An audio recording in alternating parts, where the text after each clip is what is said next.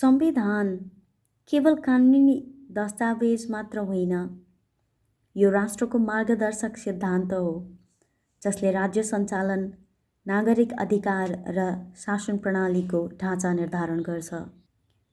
नेपालको संविधान एक परिचय।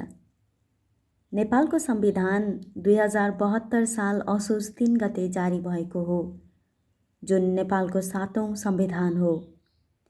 यो संविधानले नेपाललाई सङ्घीय लोकतान्त्रिक गणतन्त्रको रूपमा परिभाषित गर्दै 3 तहको शासन प्रणाली सङ्घ, प्रदेश र स्थानीय तहको व्यवस्था गरेको छ। यसले नागरिक अधिकार, राज्यका अङ्गहरूको कार्यक्षेत्र र शक्ति पृथकीकरणको सिद्धान्तलाई स्पष्ट रूपमा निर्दिष्ट गरेको छ। संविधानका प्रमुख विशेषताहरू: सङ्घीयता र शासन संरचना। नेपालको संविधानले सङ्घीय शासन प्रणाली अपनाएको छ, जसमा सङ्घीय सरकार, 7वटा प्रदेश सरकार र 753वटा स्थानीय तहहरू छन्। प्रत्येक तहलाई संविधानले निर्दिष्ट अधिकार र जिम्मेवारी दिएको छ, जसले शासनलाई विकेन्द्रीकरण गर्दै जनतालाई नजिकबाट सेवा प्रदान गर्ने उद्देश्य राखेको छ। लोकतन्त्र र गणतन्त्र। संविधानले नेपाललाई लोकतान्त्रिक गणतन्त्रको रूपमा स्थापित गरेको छ, जहाँ सार्वभौम सत्ता जनतामा निहित छ। नागरिकहरूले स्वतन्त्र रूपमा मतदान गर्ने अधिकार राख्छन् र सरकार जनताको प्रतिनिधिद्वारा गठन हुन्छ। मानवाधिकार र मौलिक हकहरू। संविधानले नागरिकलाई विभिन्न मौलिक हकहरू सुनिश्चित गरेको छ, जस्तै समानता र गैर भेदभाव, अभिव्यक्ति, धर्म र आन्दोलनको स्वतन्त्रता, शिक्षा, स्वास्थ्य र रोजगारीको अधिकार, सामाजिक सुरक्षाको हक। यी अधिकारहरू संविधानको भाग 3 मा विस्तृत रूपमा उल्लेख छन्। शक्ति पृथकीकरण र सन्तुलन। संविधानले कार्यपालिका, व्यवस्थापिका र न्यायपालिकालाई पृथक रूपमा परिभाषित गर्दै ती 3 बीच सन्तुलन र नियन्त्रणको सिद्धान्त अपनाएको छ।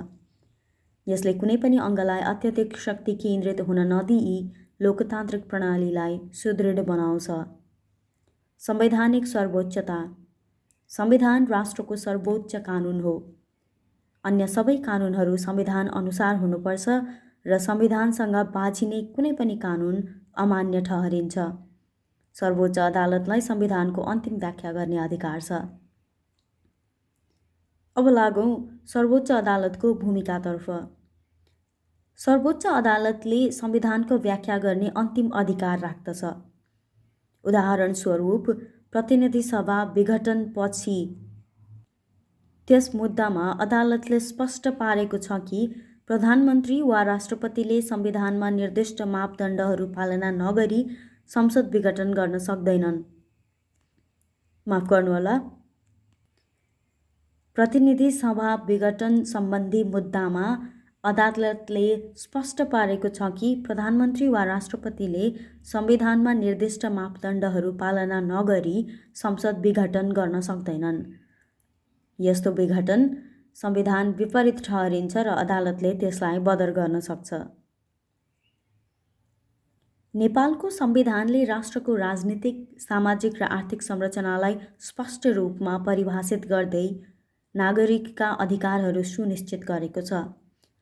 यसले सङ्घीयता, लोकतन्त्र, मानवाधिकार र शक्ति सन्तुलन जस्ता सिद्धान्तहरूलाई आत्मसात गर्दै समावेशी र न्यायपूर्ण समाज निर्माण गर्ने मार्ग प्रशस्त गरेको छ। अहिले नेपालको संविधान 2072 को संक्षिप्त व्याख्याका लागि यति मात्र।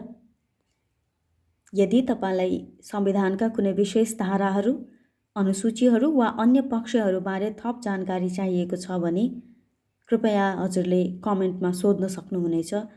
म तपाईँलाई आवश्यक जानकारी प्रदान गर्न खुसी हुनेछु।